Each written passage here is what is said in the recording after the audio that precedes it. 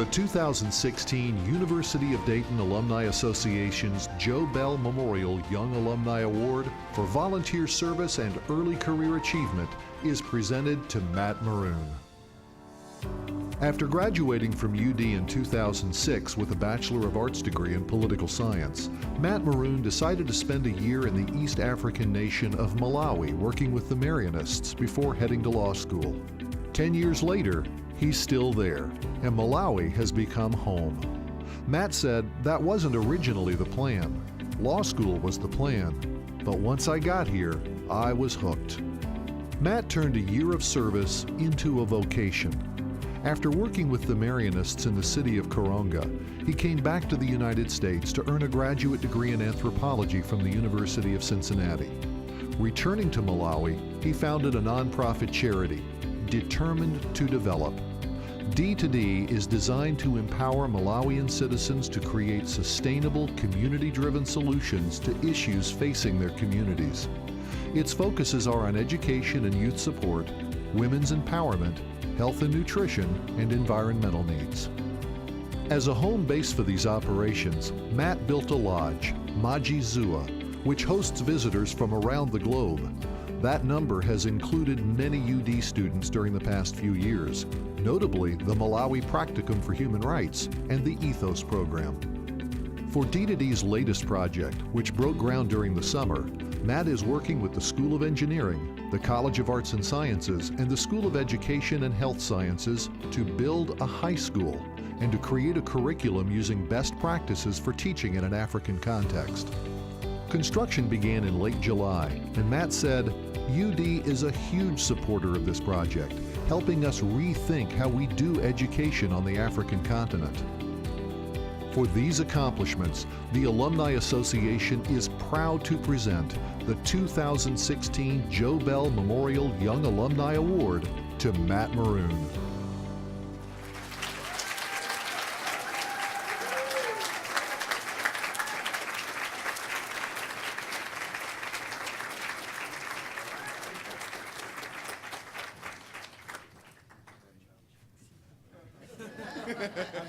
I'm new at this. Me too. All right,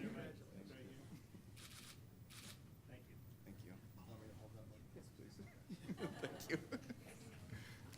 Wow, that video can make anybody look good, huh? Whew.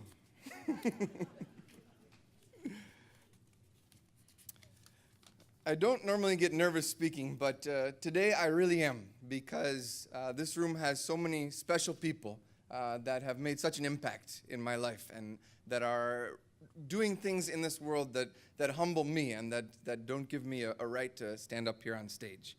But I'm very thankful for the opportunity today. Thank you for welcoming me tonight to the Alumni Awards ceremony and for the honor of being an awards recipient. I'm humbled and thankful for the chance to express how deeply UD affected my life and how I continue to try to carry forward its values. I came to UD on a Pell Grant and financial aid scholarship supported by UD alumni like yourselves. And I'm the only person in my family to go to college. And I say that because I'm so thankful for UD in giving me that chance, because I don't know where I would end up or where my life would have been if not for those opportunities and for the opportunities that UD alumni did in supporting those funds.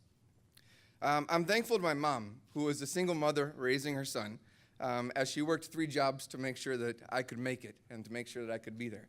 She's here tonight, and she's so proud of me, and I'm also so excited for her, too.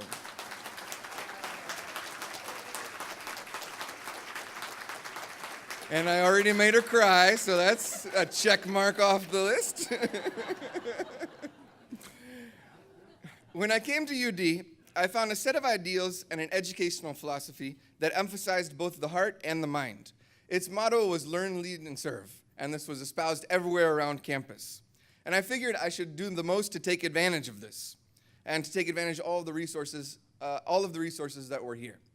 So as my freshman year 14 years ago was coming in, I decided to come on a Christian leadership program ahead of campus.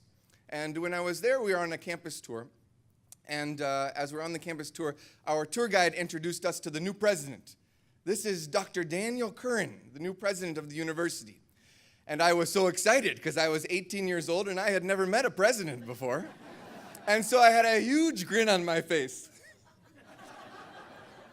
And you know what? He did too. Because he was a week in on the job.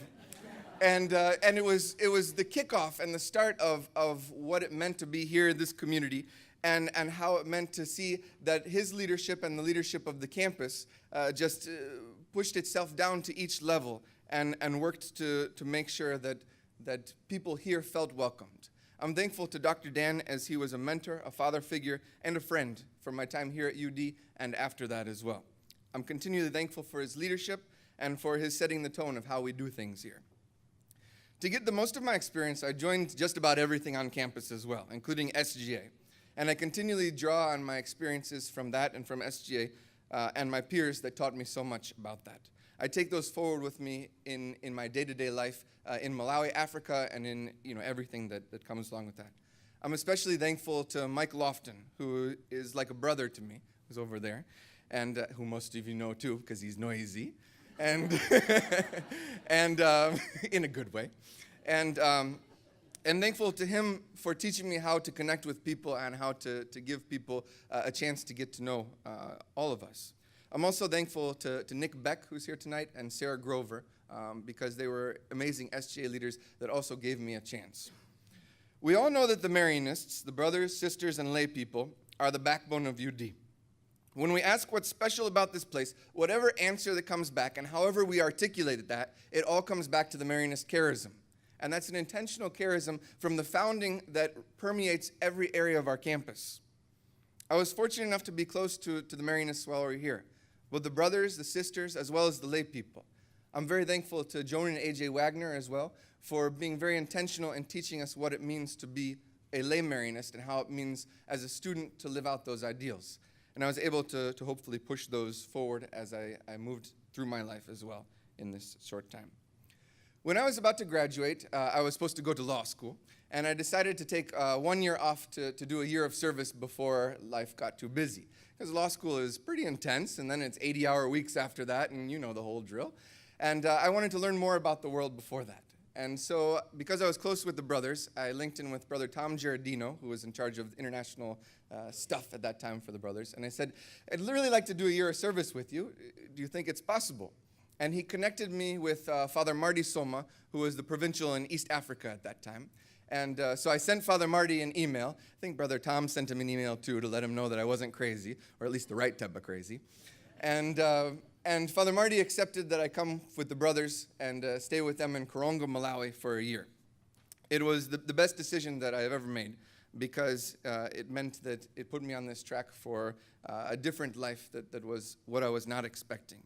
1 year turned into many, and I was hooked. After a quick jump home for graduate school, I went back to start an independent project working with local people in Malawi, where I've been for now 10 years since graduation. Malawi is one of the poorest countries in the world. Though it's democratic and peaceful, it has a lot of struggles.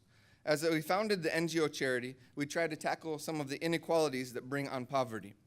I've lived all this time in a local village, surrounded by Malawians and ingrained in the local culture. It's challenging work, inspiring, heartbreaking, rewarding, and also humbling. But at a very basic level, it's uplifting in the fact that we get to see our difference made on people's lives every day. We're able to feed the hungry, clothe the naked, educate the poor, and give children and women a chance at opportunity. At a more complex level, and especially with our partnerships with the University of Dayton, I get to brainstorm and advocate on solutions for systemic change in our world.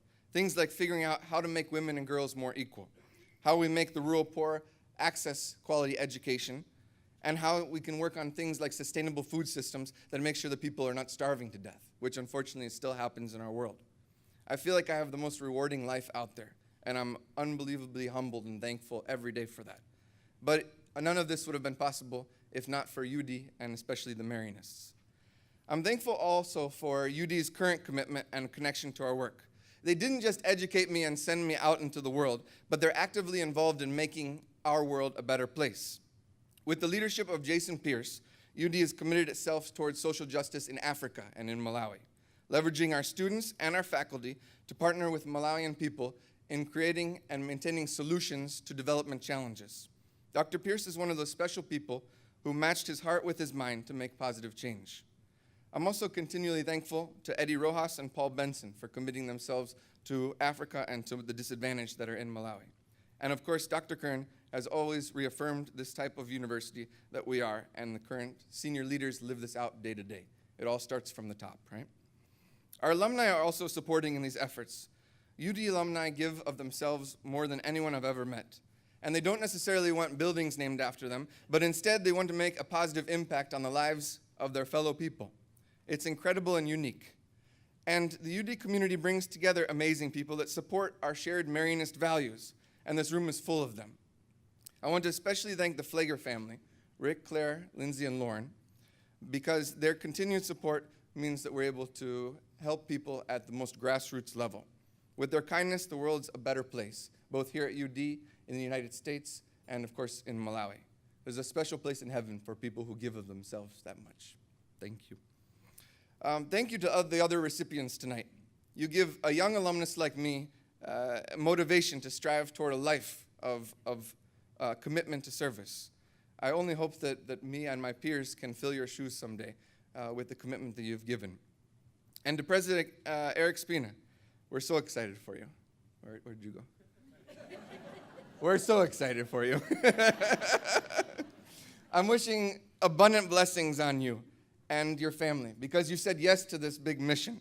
I hope over the past few weeks you've had some first-year student where you've been able to have a huge grin with that person and say, oh, the new president, yeah.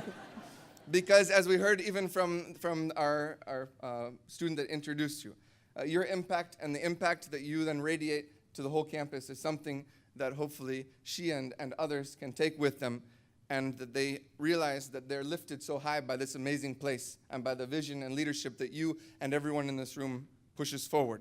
That you're our caretaker to infuse these ideas, and that you make this place able to impact the lives of the students that are here, and that they can do things that are most amazing and that push the world forward.